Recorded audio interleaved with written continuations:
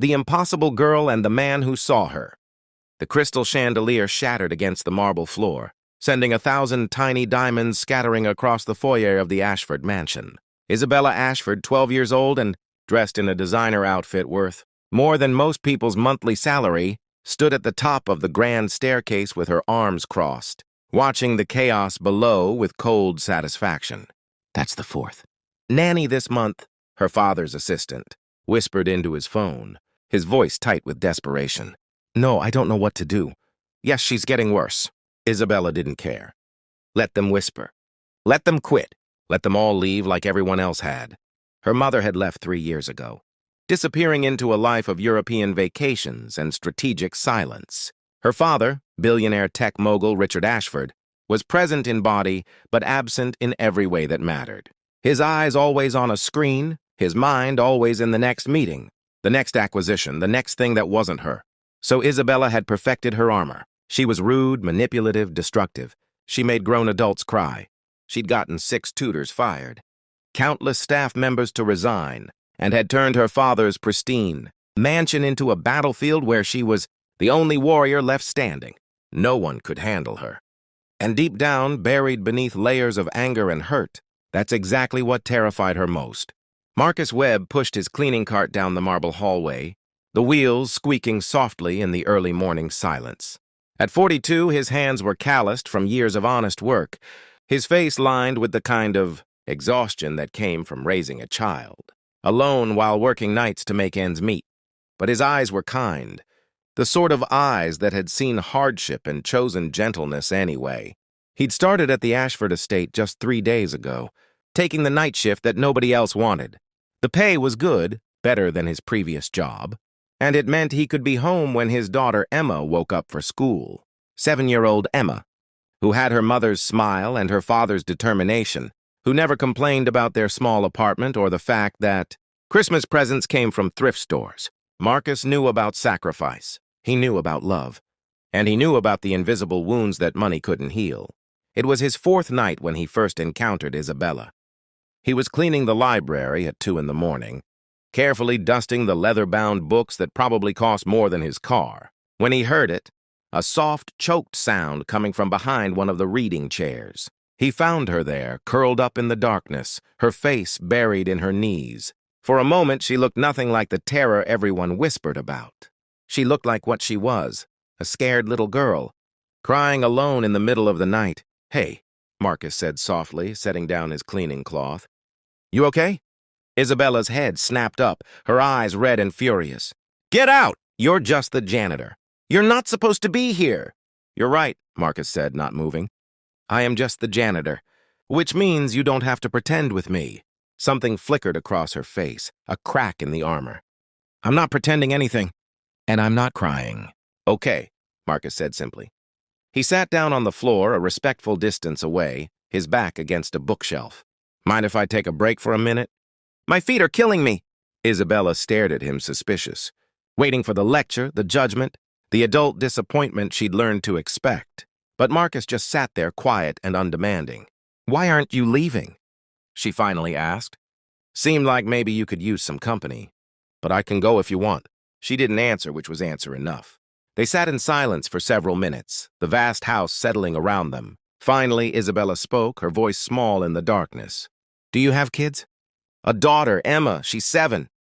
Does she hate you? The question was so raw, so vulnerable, that Marcus felt his heart break a little. No, he said gently. But I make sure she knows I love her. Every single day. My dad doesn't even notice I exist, Isabella said, the words spilling out like she couldn't hold them back anymore. He hasn't asked me about school in 6 months. He didn't remember my birthday last year. I could disappear tomorrow and he'd probably just hire someone to handle it. Marcus took a slow breath. That must hurt a lot. And there it was, not pity, not a solution, not a dismissal of her feelings or a defense of her father. Just acknowledgement, just someone seeing her pain and naming it. Isabella started crying again, really crying this time, the kind of tears that came from somewhere deep and wounded. Marcus didn't move closer, didn't try to hug her or fix it. He just stayed, present and steady until the storm passed. I'm really mean to people, she whispered when she could speak again. Yeah, Marcus said. I heard that about you. Doesn't that make you want to leave? Nope. Know why? He waited until she looked at him. Because hurt people hurt people. And you're hurting. That doesn't make it okay, but it makes it make sense. It was the beginning of something neither of them expected. Marcus didn't try to parent Isabella or fix her or change her. He just showed up. Night after night, he'd do his work. And sometimes he'd find her in the library, or the kitchen, or sitting on the back stairs. And they'd talk.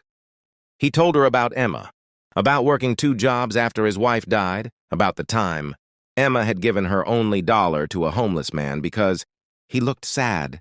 Daddy, Isabella told him about the mother who sent birthday cards but never visited, about the kids at her private school who only wanted her money, about feeling invisible in a house full of people. Slowly, something shifted. The staff noticed it first. Isabella was less hostile, still sharp-tongued but without the cruelty. She actually apologized to the cook she'd made cry the previous week. She stopped breaking things. Marcus never told her to change. He just treated her like she mattered, like her feelings were valid, like she was worthy of kindness even when she was difficult, and Isabella, starved for genuine connection, began to bloom. Then came the morning that changed everything. Marcus didn't show up for work. For the first time in 6 weeks, the night shift passed without him. Isabella felt the panic rise in her chest. He'd left, like everyone left. She'd been stupid to trust, stupid to care.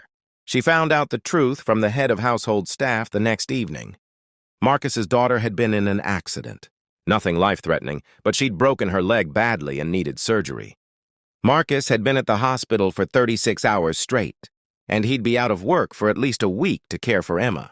Isabella went to her father's study, something she hadn't done in months. Richard Ashford looked up from his laptop, startled to see her standing in his doorway. "I need you to do something," she said, her voice shaking but determined. "Isabella, I'm in the middle of—" "I need you to listen to me, please." Something in her voice made him stop. Really stop. Maybe it was the please, a word he hadn't heard from her in years. Isabella told him about Marcus. About Emma, about a man who worked all night so he could be there. For his daughter during the day, who still found time to be kind to a girl, who'd been nothing but terrible to everyone around her. She told him about the surgery Emma needed, about the medical bills that would bury a single father working as a janitor. "And I know we have money," she said, tears streaming down her face. "So much money we don't even know what to do with it."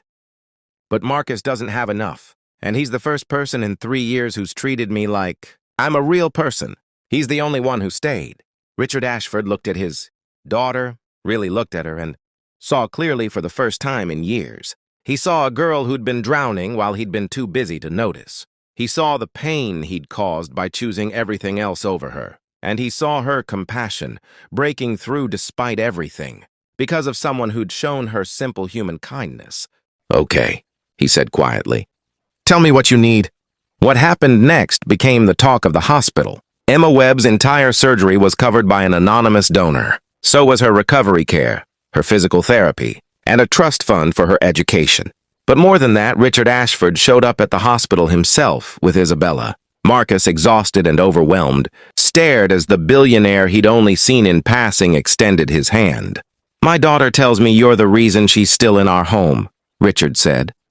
"The reason she hasn't destroyed everything around her. She says you saw her when I couldn't, and I want to thank you." "I just treated her like a kid," Marcus said, bewildered. "Exactly," Richard replied, his voice cracking slightly. "And I should have been doing that all along." Isabella stood beside her father, and for the first time in 3 years, she felt his hand on her shoulder, solid and present. But her eyes were on Marcus, on Emma sleeping peacefully in the hospital bed, her cast already covered in marker drawings.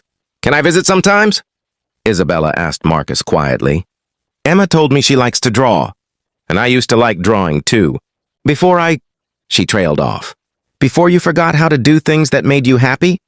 Marcus said gently. "Yeah, I think visits would be great." Em would love that.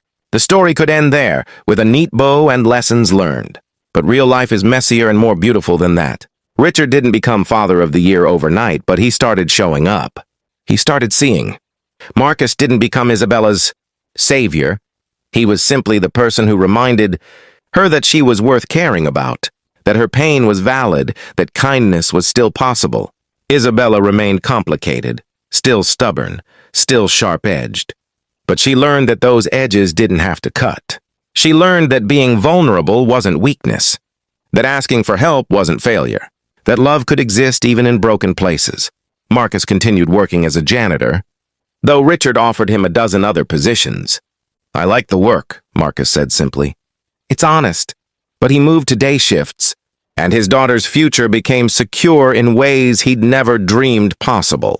Years later, when Isabella graduated from college, she'd start a foundation for children of single parents, for kids who felt invisible, for families struggling to stay afloat. And at the opening ceremony, she'd tell a room full of people about a janitor who saw a broken girl and stayed.